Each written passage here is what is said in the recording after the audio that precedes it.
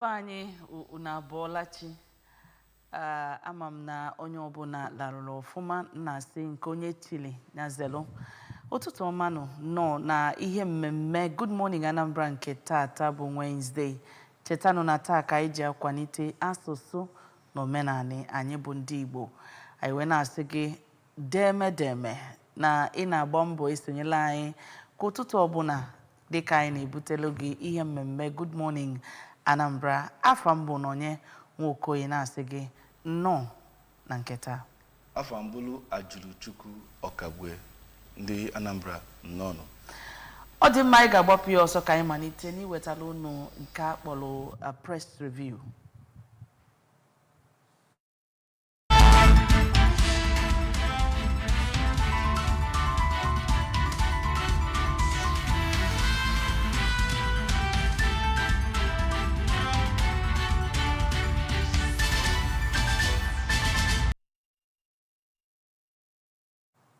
Bịa, afụkwa m. Ka anyị bido ka anyị si ebido na press na Good Morning Anambra ka anyị weta unu akụkọ dị na ABS website. Akụkọ izizi anyị nwe bụ Soludo asks Southeast traditional rulers to promote unity to accelerate regional development. Anambra state government cautioned teachers against poor attitude to work. First round of national immunization plus days commences in Anambra Saturday this week. NGO tax journalists on protection of human rights. 2025 Anambra State NLC football competition. Judicial Staff Union beats Nigeria Union of Mine Workers 2-1. And also, KAMA 2020, CAC gives businesses 6 weeks to comply with registration requirement. Canadian PM, Carney's Liberal Party wins federal election. Na ABS website. Ọ dị mma ka anyị nekene anya na ndụmọdụ maọbụ okwu Soludo na-agwa ndị traditional rulers anyị, ndị igwe anyị, ndị ọkpọkọlụ na nzukọ wee na-ayọ ha ka ha kwalite ịdị n'otu maka anyị ma na ebe enwere ịdị n'otu ka a na-enwe ọganiru. Ọ bụrụ na a na-enwe katakata na obodo o nwere ihe ga-aga mba ọsọrọ aka gọọmenti gbaa efu na ọ bụ na enwere ịdị n'otu anwa asị onye a weta aka weta ọkpa asị onye a weta ọkpa o weta isi ọ bụla ya bụ na ihe agha sacha anyị wee na-asị na nke a bụkwa ezigbo okuko ọkpọrọ ndị igwe anyị na-achị anyị ka ha nebanye anya n'otu a ga-esi wee nwee ịdị n'otu tọrọ atọ ka a wee nwee mmepe etu o si wee kachasị mma. Ọzọkwa dịka ịbịa bụrụ Nwadinobi onye isi ndị PPSSC Post Primary School Service Commission nke na-agwa ndị nkụzi ka ha kwụsị ịmago ọnọdụ ya ịbịa ọrụ mgbe o ji gbasị ha maka na dịka akụkọ anyị gụrụ n'ụtụtụ a ekwu na onye isi n'ụlọ akwụkwọ anwa na mgbe eji wee bịaba ọ na-akụ o ji ọkara gafee elekere 8 nke ụtụtụ na ọbịabịala ọka bịara ọrụ asị na ọfịs ya na-akpọchiri ya akpọchi nke a bụrụ ezigbo ihe ka maka ụmụaka na-eto eto na-afụcha ihe ndị a ọ bụ ihe idebelụ ha ụkpụrụ ịtọrọ ka ụmụaka ga-eso wee too and ọ bụ na ha na-ene anya na onye isi ụlọ akwụkwọ na-abịakwa late ọ nara abịa akwụkwọ n'oge onye ọbụla o nwere ike ịkwado ịbịa isi ka izukwu obere ike na nwaanyị ama mbịago ọ dị mma ọ dị ka anyị ga-agbapụ ọzọ ka anyị jee na akụkọ akwụkwọ mbụ anyị ga-eweta ka o nwee akwụkwọ ọzọ ị ga-atụnye ọnụ tutu anyị gaa n'iru. Okay.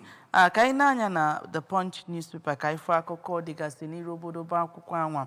Hurricane Tinubu PDP National Working Committee governors meet next week to avert defections. Kilikili okwu dị n'okpuru na-asị parties to sue Delta governor, 547 local government chairmen, assemblymen, councillors, as Atiku Okowa clash. Nigeria risks breakup without federal reform, Anyoko warns. NSA plans joint security screening at airports. COA's vows tough offensive as Boko Haram kills 40 in Borno. Echukwumasida na Boko Haram na emeligo ha. Kanu's trial, DSS submits Radio Biafra devices in court. U.S. jails Nigerian who defrauded 400 elderly people of inheritance. Zenith Bank shareholders approve 195 billion naira dividend. Aiga Fukua's NMPCL shake-up, MDs of Port Harcourt, Warri, Kaduna refineries sacked. Several Mele Kyari era top executives asked in major overhaul. Obi doesn't need PDP Atiku coalition to defeat Tinubu NLC n'Ekunka. Ọ dị mma ka anyị na-eke n'anya na ọtụtụ okwu dị ka anyị ga-agụpụta nke ọzọ ọtụtụ anyị na-ebanye ngwa ka anyị gụpụta akwụkwọ nke ọzọ. Nigerian Tribune, the next paper for review this morning. Minimum wage, NLC kicks says some states merely added 5,000 to workers' salary. Achimogu declares hunger strike as EFCC confirms arrest. No attempted Boko Haram invasion in Oyo, trending video outdated Oyo police command. I told Atiku about my exit from PDP. He is leaving too. That's coming from Okowa. And the writer there says PDP vows legal battle to reclaim mandates. Nobody can kill PDP. Damagun. National Working Committee appoints South-South caretaker to oversee state chapter. Nigeria in deficit of 300,000 doctors. That's coming from the federal government. Earmarks over 110 billion to revamp 18 varsities medical schools. Kwara needs over 100 doctors. Hospital Management Board. How Nigeria can create prosperity that will last. That's coming from Mark Inde. And then we have appreciate Tinubu's wife for FCT, for Control Center in Ibadan. Ekiti North leaders, stakeholders endorse Oyebanji, deputy for second term. This and more is what we have for you on the front page of the Nigerian Tribune. Wow.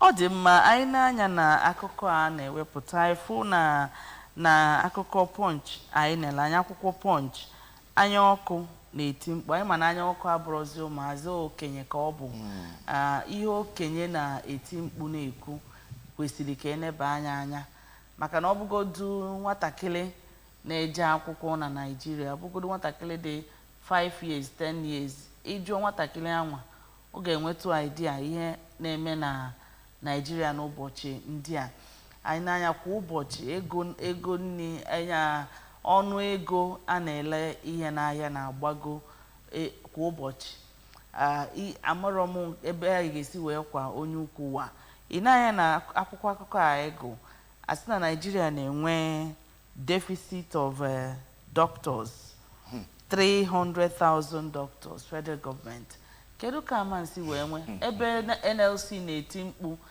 maka minimum wage na-enwe ndị ọ bụ just na-atụkwasịrị 5,000 n'elu salary ha amarọ m ihe ha ga-akpọ nke ahụ ị na-efu na nsogbu ka nkụ mana etu a anya ọkụ fụlụ ihe a wee tinye ọnụ biko ndị na-achị achị maọbụ ndị nọ n'ọnọdụ n'ogo dị elu n'obodo anyị biko nụ ọ dị mkpa ka enebanye anya na mkpu a anya ọkụ pụta wee soro tibe mbọ. Very, very important. Honestly speaking, from the look of things, the political decamping, politics has overtaken here in recent times now in Nigeria, negating other topical issues, electricity, insecurity, bad roads, hunger, hiking everything. Hiking, you know, I know also moving from one political party to the other. Na 2027. So now, I think the government should actually look into this issue of 300,000 deficit. Abrokwa joke. Mana oburo taa, ima na mgbe ha nọgide ọ dịka gasị na ha chọrọ ka ha nwude ndị doctors ahụ na ịgụcha akwụkwọ ma ndị nurse ka ị ghara inwe ohere gbapụ jewe obodo oyibo. Mana iju onwe gị, o nwere onye mma ọfụma bụ a nurse n'Enugu ebe a. Ọ ma akwụkwọ ọfụma. O wee nene, o nwere exam asị na a na-enene, o wee nene the exam wee mee ọfụma. Ndị ọcha wee nye ụlọ, nye ụmụ ya niile visa. O wee dukọrọ ụmụ ya na. Ihe na-agwa gị ya bụ 2 years plus. Mana ngosi gị ụlọ ha gụrụ under 2 years plus. So kedu ihe bụ na Nigeria ama mme ka obodo dịle ndị mmadụ mma na ị na-agba mbọ na-ata afụfụ, ị na-afụ ihe ị na-ata afụfụ ya. Maka abịa sị gị na a na-akwụ taksị, mana ọ na-abụ ha kwụcha taksị anwa ha fụ ihe ha ji wee kwụ taksị. Ọ bụrụ na be anyị akịta na na-asị gị kwụọ nka ịgbaghalịcha stress chi onwe gị during the day, ị na-alụ obe gị n'abalị dị n'ala ịfụ ọkụ. Ọ bụrụ na mmiri jụrụ oyi gụọ gị, ụmụaka eweta mmiri jụrụ oyi na friji nye gị. Mana kedu ezinụlọ na ị ga-abanye ọ bụrụ na ọkụ adịrọ ka ha dị nwo comfortable, na-abụrụ ndị bụ ego na-akpa akpaghalị nwee ike inwe lista nwee nke ọ bụrụ na ọkụ adịrọ gbasara ha. Okay, let's go to the next paper for review this morning. Daily Sun is the next paper. Atiku will defect soon, says Okowa. Expresses regrets running with ex-VP in 2023 presidential election. Tackles Saraki over criticism of joining APC. And Governor Okpebholo declares war on kidnappers and cultists. Commences demolition of properties linked to perpetrators and sponsors. That's interesting. Hardship. Cardinal Arinze blasts politicians. That you find on the front page of the Daily Sun. Nigeria facing existential crisis, El Rufai warns. Anyoku Mba genuinely, quietly transforming Enugu. We have EFCC speaks on e-money arrest, says more high-profile arrests to follow. And we have Nnamdi Kanu blows hot. And the riders there is telling us, reveals why he established Radio Biafra in London, insists freedom fighting, not a crime. Certainly not. Ọ dị mma ka anyị n'anya na blueprint ka ifo akụkọ ndị blueprint ji bịa n'ụtụtụ a. Nigeria loses 118 billion naira to gas flaring in 2 months. Kilikili okwu dị n'okpuru ya say Shell NPDC Mobil Oil orders to pay $141.9 million penalties. Aiga Fukwaza, homegrown energy transition will achieve zero emission. Bagudu Nekunka.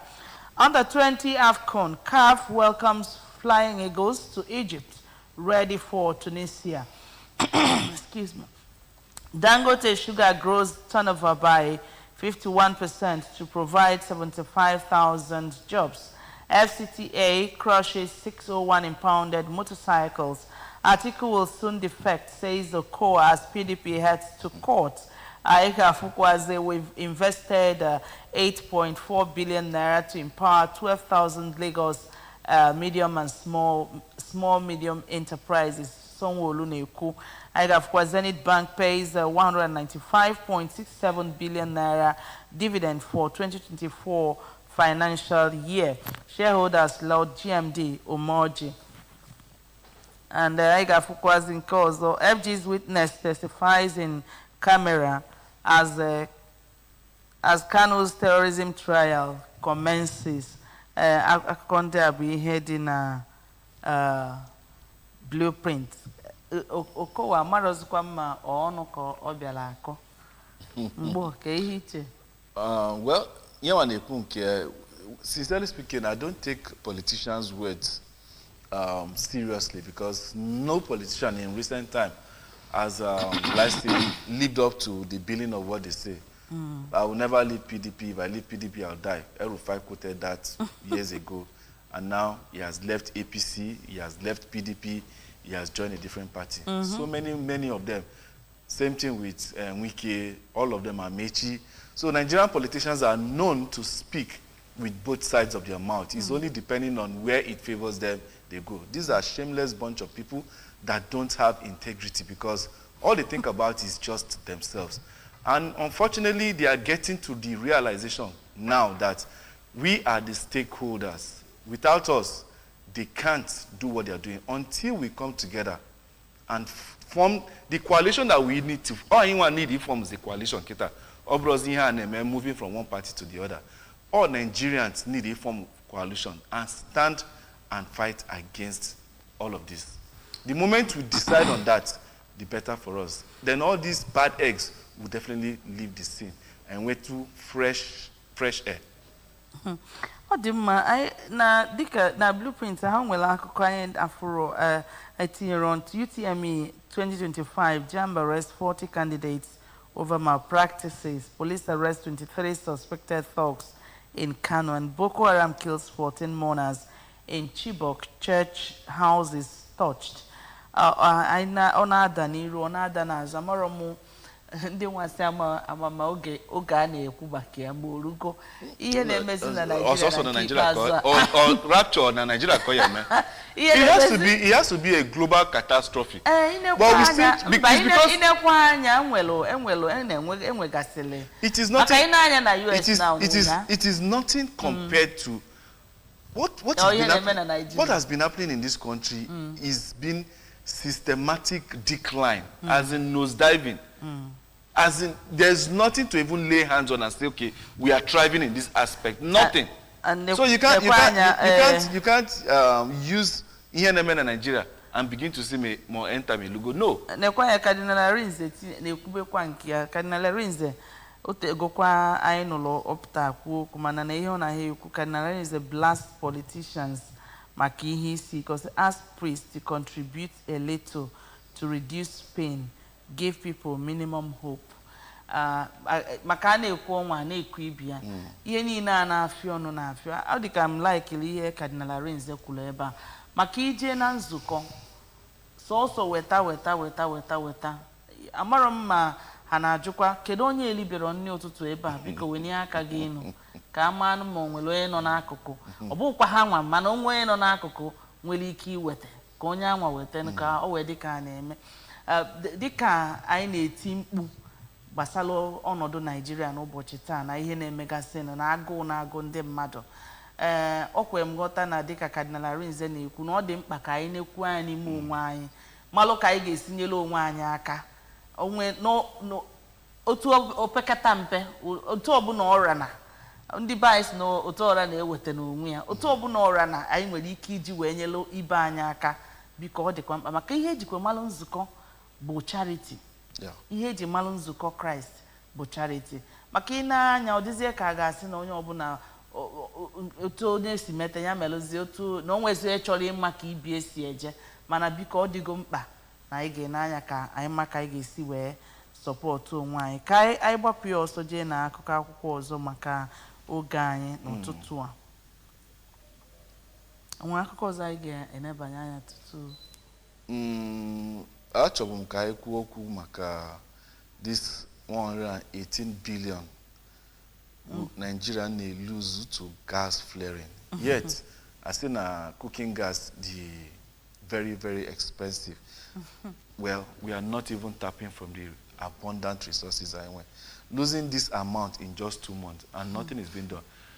Obodo ndị ọzọ, they wire this their gas to individual homes and force you, you understand, to use it. So you have no choice. You have to use it because it is already there. Every month you're billed for it.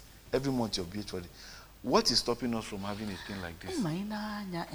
Ndị be anyị ọtụtụ n'ime ndị ọchịchị anyị nwegasịrị ụnọ n'obodo ndị a mepagazili obodo ndị anyị na-akọwa na-eme ihe ndị a ọtụtụ na-eje o nwere ike weekend ọbụla ha eje nata ọtụtụ na-eje kwa ọnwa kwa arọ.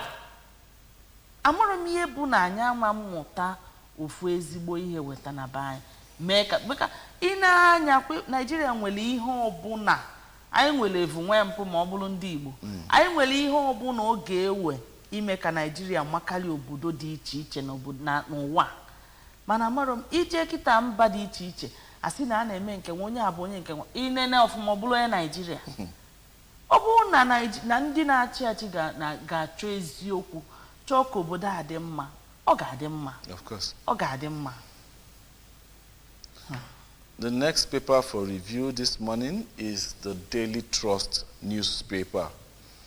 And the story there, starting with the headline, the banner headline, Okowa's choice as running mate cost Atiku 2023 presidency. That's coming from Moro. FBI orders to release Tinubu probe report Friday. Alleged money laundering, Achimogu to appear in court today. ISWAP claims responsibility for Borno attacks as death toll hits 26. We trek for miles, Mina residents say, as curfew bites. Soldier to die by hanging for killing girlfriend. How dozens of civilians, JTF died defending communities in Borno, Yobe, and Adamawa. NNPCL appoints Idrisu Obioma, sacks Port Harcourt refineries, MD, and 200 others. Forever. Kaigala Daily Independent, Kaifaka coordinator, Our PDP vows to reclaim mandates from Governor Oborowere. Others ask Ogidi-led committee to recover Delta structure. Aiga Fukwazi Akukondi Ozonam, the Kano's trial, FG's witnesses testify behind screen. FG to inject 110 billion naira intervention fund into select medical schools.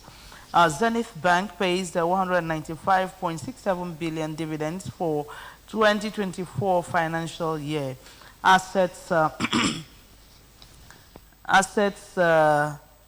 assures shareholders of quantum leap in future dividends at 34th AGM.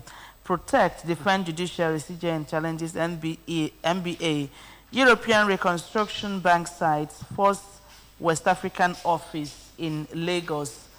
Nigeria's diaspora remittances hit $19.5 billion. EFCC naps e-money over abuse of the Naira dollar.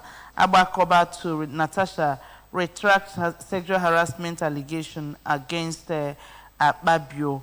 Aiga Fukwazi, inflation, global trade disruptions weigh on Nigeria's growth. How Nigeria can create prosperity that will last by Makinde. Because Hamano Kaigesi we met. Ya bidogo na state yakwa onye bu governor second term yako na kita. Ya bidogo with Oyo state. In ka we baleba reje. Agwagongi. Ihe Nigeria knows the kita bu talk and do. Oburo hina akọ. What we want to see is let's talk more of action and people will follow you. It's a simple thing to do. You understand? So quickly before I never made the papers, I go kita. I go to a Guardian newspaper, and the Guardian newspaper up next for review this morning. 9 Mobile at Crossroads, $3 billion lifeline as 10.3 million subscribers port. And we have here stories talking about NFIU identifies betting, fintechs, others as enablers of kidnapping. Despite 40 trillion investment in 11 years, insecurity in Nigeria unacceptable. Federal government witness testifies behind closed doors as Kanu's terrorism trial begins.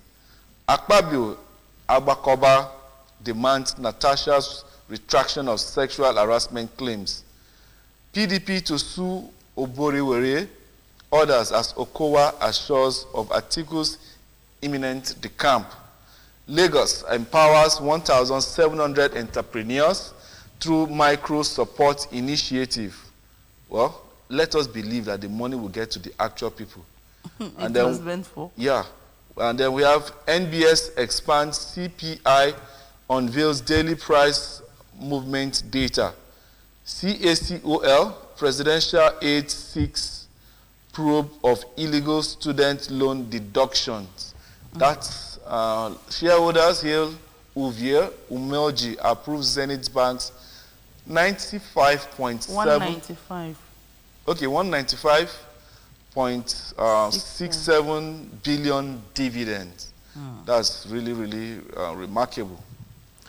Ọ dị mma ọ bụkwa na ihe a ndị a kwuru na ha mee ya na ọ ga-amagbu onwe ya ebe a sị ka probe illegal student loan deductions maka na ụnyaahụ ka ifụlụ ya na paper na a na-amamu deduction ihe a sị na a na-eme anyị wee na-ajụ ọ bụ ihe ọbụla a ga-ewepụta ka a wee kwalite ndị onwe ka ọnọdụ si wee dịlị a ga-afụlili ebe a gbadola aka wee ma ka a ga-esi wee mie ego ebe anwa anụ katakene si hapụka n'ihe ụfọdụ ka ọ gaa nnọọ otu o si kwesị ịga na ọ bụrụ nke ọbụla eje ofu onye eje kodo aka ebe anwa chọọ ofu ọ ga-eme na ya mana ọ bụkwa na ha nebanyecha anya na ya ha gwakwa anyị ihe ha chọpụta ma ọ bụ ihe ka anyị nweta the conclusion of ihe ha melụ anyị ga-afụkwazi akpabio okwu akpabio amam na ọ ka na agbakọba na demand Natasha's retraction of sexual harassment claims amara m ebe ọkwụ wee na-ekwu etu o si kwụlụ wee na-ekwu okwu ahụ na-ekwu as a son not from the point of view of the implication because but every person his or own opinion to issues oburo ngiwa ka directly involved in oburo no nwunye ka onwe. So Natasha is an adult. I believe Natasha knows what is good for her. The Senate is not Senate abroad the Halo chamber of Imempu will just sweep it under the carpet. It is a place whereby Imempu or somebody, a senator, character is called to question. It is meant to be viewed in the public. I don't see anything shrouded in mystery in dealing with ENM and Senate.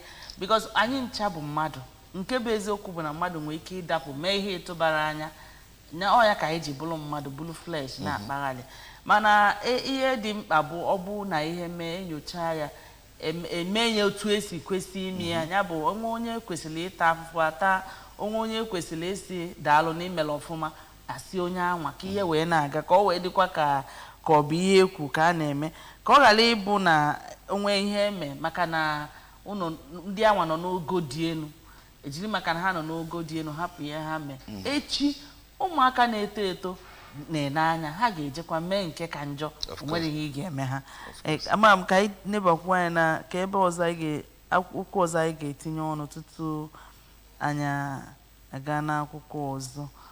Nine Mobile. Okay. Nine Mobile used to be a network member of oge a na-azabu Etisalat. Nlọkata nnọọ a na-arụzizi ada anyị amarozi ebe akwa agwụ not too long ago na-ajụ mmadụ maka na business in Nigeria but 10.3 million subscribers to port. That means onwere ihe iji aka na-eme business. Ndị wa port la port ebe ka ha port uje beka onwere ebe ọ dị izi kịta.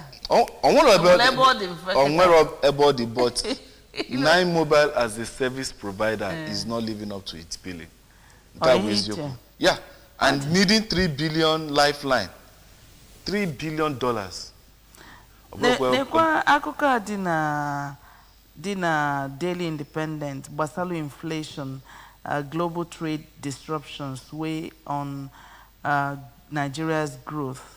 Bamidele Ogunwusi bụ onye na edelo maka ya. Ọ bụrụ taa ka inflation bido and ọ bụkwa so na Nigeria.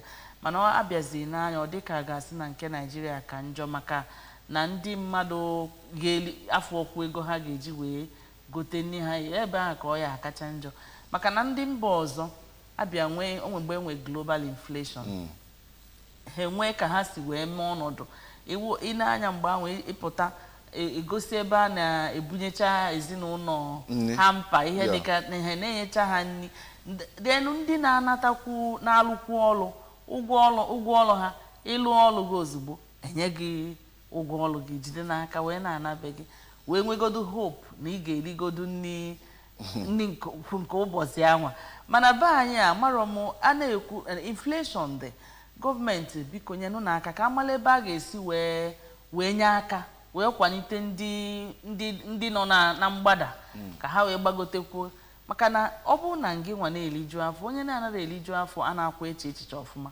o nwere ike ọfụ gị nwa na-eliju afọ n'ụzọ ofu mbọsị ọmabụrụ mana ya dị ekpe ekpere ka mana ihe anyị na-ayọ bụ ka a ga-esi wee kwa onye ukwu walụ na be anyị ka ihe wee dịnata ka o benata na nso ka ndị mmadụ tadebe na ka afụfụ benata anyị ga-eje na akụkọ akwụkwọ ọzọ wee nebanye anya akụkọ akwụkwọ ọzọ anyị na-enebanye anya bụ Vanguard newspaper ka ife akụkọ dị na Vanguard n'ụtụtụ a defections PDP goes to court says APC will soon implode. Anyị ga-afụkwazi task is South committee to oversee party in Delta. I informed Atiku before defecting. Okowaneku says he wasn't hounded by EFCC. Okay. I got Zenith Bank promises quantum leap in dividends. Boko Haram kills 24 mourners, hunters in Anambra, Borno raised church houses. I got public sector deficit, borrowing threat to $1 trillion economy. Governor Bebelo goes tough on kidnappers. Cortes commences demolition of properties linked to sponsors. Lawmakers telcos clash over kidnapping phone-related crimes. I got Trump's 100 days, how America's first president is reshaping the world. Gowon, Obasanjo, governors, others to honor Clark in Lagos tomorrow. Japa, we can't get doctors to recruit. Kwara government neku. Adema unati obedimpu. Una amando okwe dozi uni ofuma. We malu ka agesi we no. Ngba ka iwapi also. Nation newspaper is up next for review this morning.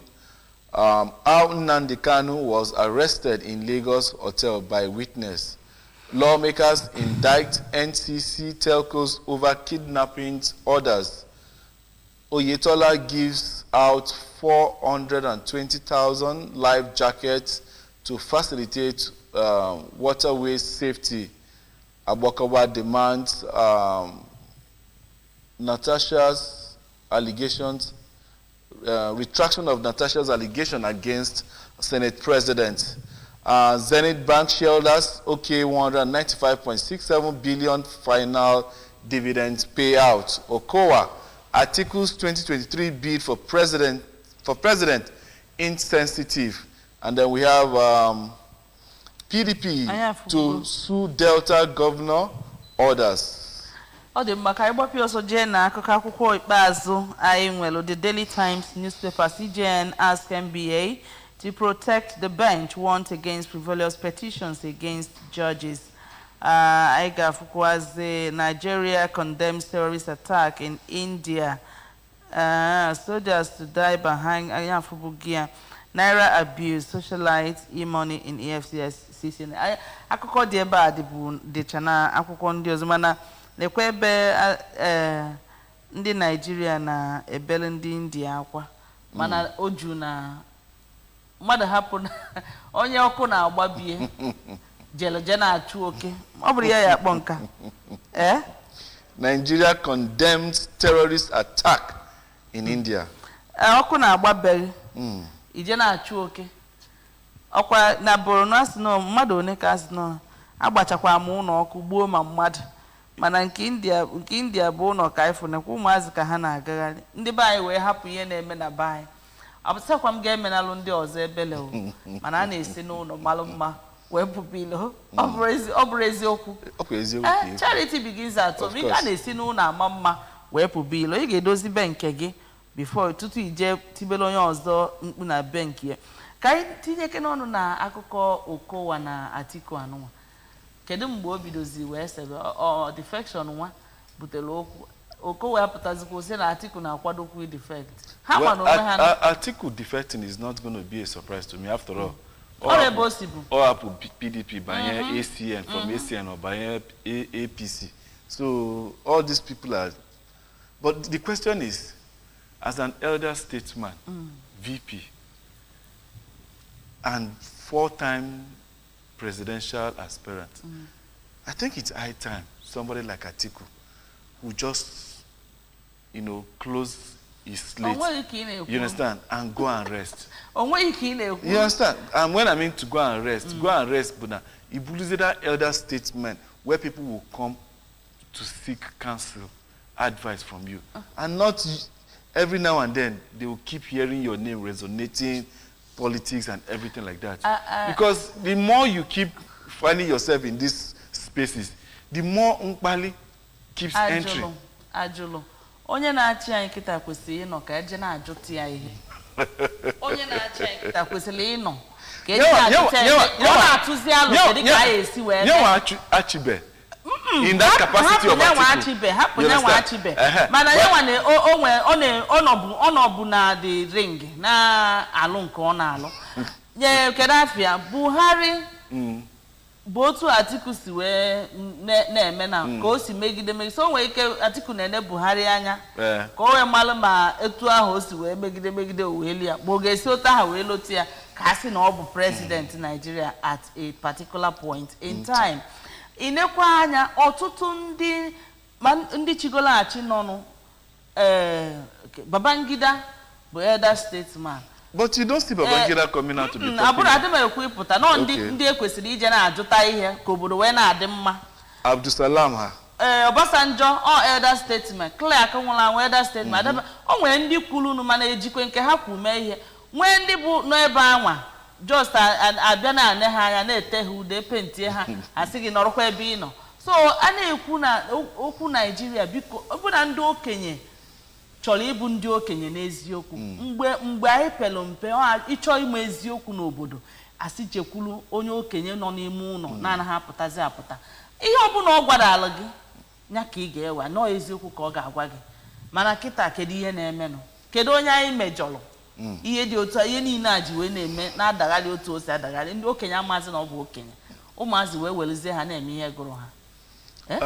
O nwere akụkọ dị na Daily Trust ka anyị malụgodo ma anyị etinyegodo ọnụ n'ihe a. Anyị etinyezikwa ọnụ na oge anyị agago. FBI orders to release Tinubu. Oge anyị agago. Oge anyị is 8:15. Oge anyị agago.